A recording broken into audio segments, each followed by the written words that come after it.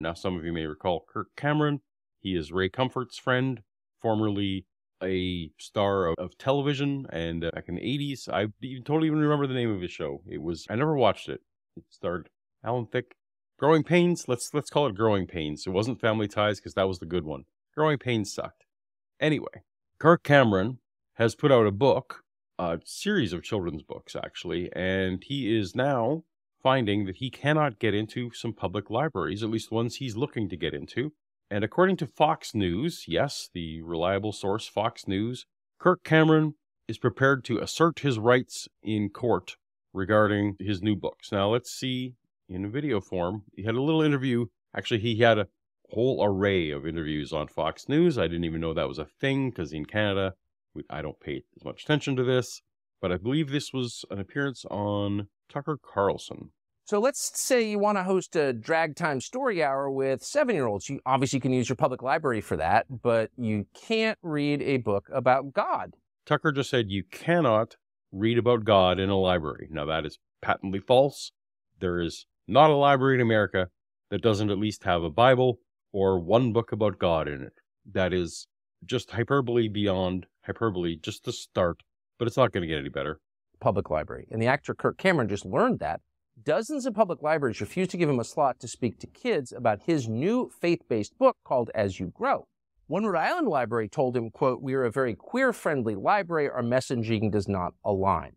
All right. Well, that was interesting. So we'll learn that he put out invitations or requests to 50 libraries. And I think we'll learn a little bit more about which libraries as the story goes on. One of them got back to him and said, you know what, Cameron, we are queer affirming here, and somehow that is related to us saying that we'd rather not have you here, or at least not have this book be read in story time. So that's actually quite bold. I would guess that normally they don't let people know, but all right. Kirk Cameron is known for being anti-LGBTQ, in my opinion, at least anti-civil rights for them. So I don't know if this is the content of the book. I have not read his As You Grow book, or if it is related to his other stuff. But hey, so at least one library gave him some reasons why he can't come. Okay. Kirk Cameron joins us tonight. Kirk, thanks so much for coming on. So they wouldn't let you read this book? This book was banned in libraries? How controversial is this? The book was not banned in any library. There's a huge difference between your book is allowed in our library versus we are inviting you to come and read your book in the library. Those are entirely different things. As far as I did some research on this, as far as I can tell, the book has been banned by 0 libraries. Book. Well, it's a book that teaches biblical wisdom through the seasons of life to children and the value of growing the fruit of the Spirit, like love, joy, kindness, patience, gentleness, self-control. And I wanted to do a book reading at a public library, and I was denied by over 50 woke libraries that have hosted drag queen story hours. By 50 woke libraries. You specifically went to woke libraries that have drag queen story hours, and those are the ones he applied to. That's going to be important later. One of the most outrageous denials was Alameda County Public Library that said they didn't want that book teaching kids biblical values, while at the same time they're hosting a gender name change clinic tomorrow. This particular example is the only one they can reference that actually drew a line between LGBTQ friendliness and things that they're doing. If the library considers themselves to be LGBTQ friendly, then obviously having a seminar about how to change your name as a transgender person, that seems to fall directly in line. I have not read the content of this book, but if the book is unfriendly to that message, again, the book's not banned, but they can understandably say that, hey, their patrons will not be comfortable with Kirk Cameron coming in and reading anti-LGBTQ book, or at least what the library, based on the information provided on the form, whatever the form was, they determined it would be enough of a problem to say no. It's going to get worse. And I'm thinking, wow, if we're so committed to diversity, why am I being excluded? Why can't I use your facility to read my book? You're a library. Well, so we began the show with a story about how the president of Ukraine... You're a library. So again, just keep saying it over and over. No one would stop you from taking a copy of your book in there and reading it to yourself. It's not a banned book. It's just that they don't want to give you time, which they are obviously not obligated to do. No library is obligated to give everyone they don't say yes to everyone. There could be 50 reasons why they say no. You may have been asking for a time slot, for example, that's not available. They may not, it's the holiday season. They may be running fewer storytime events. It's possible these have been booked up for months. And for example, the transgender name change seminar, maybe they booked this in summer. We don't know. There's so many factors at a local library that goes into what they say yes or what they say no to. And again, no library is obligated by law to have any story times at all. That may be something they don't want. Maybe they don't have those. So now I think I know that you've applied to 50 that you realize that have drag queen story times, and we will get to why that's relevant in a moment. But again, hate this. And has banned a Christian religion in Ukraine. And then we get to your story where the libraries ban your book. So nope, book's not banned. Nope. The thread here appears to be fear and hatred of Christianity. Why do you think a religion based on peace and tolerance, turning the other cheek, not showing vengeance, is so scary? Maybe Kirk's book is terrible. Maybe it's the worst written book in the world, and librarians read this thing and said, you know what? Nope, because it's not good. We have no idea why these things said no to Kirk, and you are just inferring that it's because they hate Christians. That's a huge leap. If I was to write a book and ask libraries to host me, if they just, because I'm an atheist. No, maybe my book's too long. Maybe even the book's not appropriate. Maybe I didn't fill in the forms. Maybe I've been banned from that library for bad behavior. There's all kinds of reasons that are not because they are discriminating against atheists. You have to make some kind of case to substantiate this connection, which you're making, which is very dubious. Well, my understanding of history is that the family and the church are two great pillars of Western civilization. And those two things need to be removed and taken out of the way in order to fundamentally change the power structure and the moral value code of the nation. And that's why parents are fighting back. In fact, Tucker, hundreds of parents and librarians are now emailing us saying, we want your book, and we want to host our own Brave Book Story Hour in our public library. Oh, wait. This book, Kirk, that you wrote as you grow, that no one had heard of 2 weeks ago, you managed to pull off some kind of publicity stunt where you applied to libraries where you knew you were likely to be turned down. Then you could go on Fox News and give a narrative of how you were being persecuted. And all of a sudden, all the people watching Fox News got you 100 libraries where you are allowed to speak. Not only were you allowed to speak, they're excited to invite you and have you on. Did any of those 100 libraries, had they heard of your book prior to this persecution narrative? No evidence that they had. Probably didn't.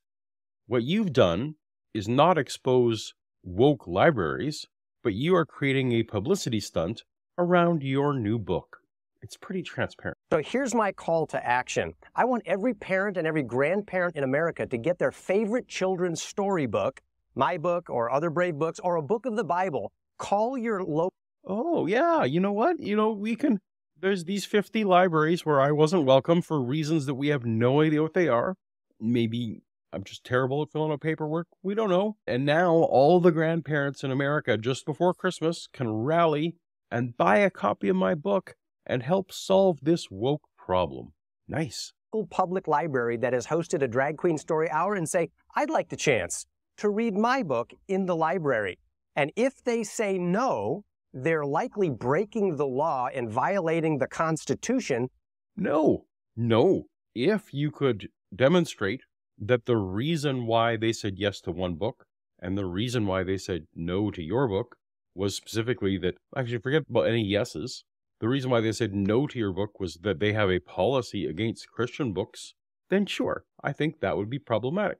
That would go against the separation of church and state and laws about not having things. But no, if you as a grandma say, no, I want to read Song of Solomon to the kids because that's just something I want to do. Hey, can I have a story time next Tuesday? Even though you don't do story time on Tuesday or you're already full, can I come and read Song of Solomon from the Bible? And they say no, say, hey, I'm going to sue you. I'm going to take this to the courts because you are biased against Christians. No, no one's going to be taken to courts. So this is, well, maybe we'll see, because that would be a great publicity stunt if they could. But this is just a scheme for Kirk Cameron to sell more books. And they can contact bravebooks.com. We'll give them free books and all that they need to turn that denial into a revival in their community. Oh, use any book you want, but we will send you free ones.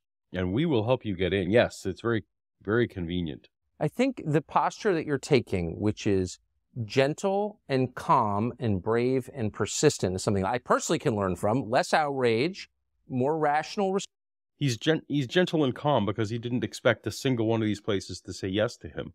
We don't, I'm guessing they didn't try super hard. What they wanted was the rejections. And I think that really works. And I hope that you inspire other people to do the same. Tell your story. Don't get mad. Be honest. Thank you. Thank you. I think you're right, Tucker. And to Christians particularly, we often get told no in the public square. We go home with our tail between our legs, crying in our Chick-fil-A soup, waiting for the rapture, rather than... I don't know if Chick-fil-A sells soup, but that's actually a pretty funny line. We go home, tail stuck between our legs, crying in our Chick-fil-A soup. I like that. I might use that sometime. That's pretty funny. And getting on the offense and saying, let's invest in our children and teach them the values we want them to learn. Amen. I completely agree with that. And the way you're doing it is the way to do it. I appreciate it. The way you're doing it is you're bothering libraries that we don't even know if they're public libraries. It doesn't say. You're going to bother people, you're going to get no's, and you are going to use that fake outrage to sell your books. That's what Tucker Carlson, that's his name, right? Yeah, I think it is. That's the kind of methods that he condones and thinks Christians buckle in on. Well, guess what? Fake outrage is a staple in Christian marketing, so good to go. Kirk Cameron, thanks. Thank you, Tucker. Okay, so as I mentioned, Kirk went on a whole tour of all the various Fox News shows that day because apparently it was a slow news day. This was, as I recall, this was the 16th, which was like 3 or 4 days ago. He went on a whole tour of all the shows, and I wanted to show one example where he, on the same day, where he gave an example of the kind of stories that he likes to tell from the Bible. And maybe this would be the kind of story that he would tell at the library. I've got now 2 books out on women in the Bible, and you said you've got a story about one that a lot of people may not know, so I'm curious. So everybody knows about Mary and Eve and maybe Ruth and Ezra, but there is one of my favorite stories, and it's the story of Jael. The king Sisera escapes, and while he's fleeing, another woman, Jael, she engages him, she brings him into her tent, she makes some warm milk and covers him up with a rug to hide him so he goes nappy, and while he's sleeping, she drives a tent peg with a mallet through the temple of his head and pins him to the floor dead. Absolutely love that you brought up that story. Okay, so that's the kind of story that all the grandmas should go and call their library because they want to have good Bible stories from Jael about how she lured the king into her tent and killed him with a spike. Kirk said he was a bad king, so yay. All right, that is the tale of Kirk Cameron and his fake outrage to market his books. Or maybe I'm wrong. What do you think? Am I not giving him credit? Maybe should he have expected that 50 libraries that have drag queen story hours would automatically think that his literary masterpiece and child-appropriate Bible stories like that one definitely should have been welcome in the last minute with whatever paperwork that he filled in?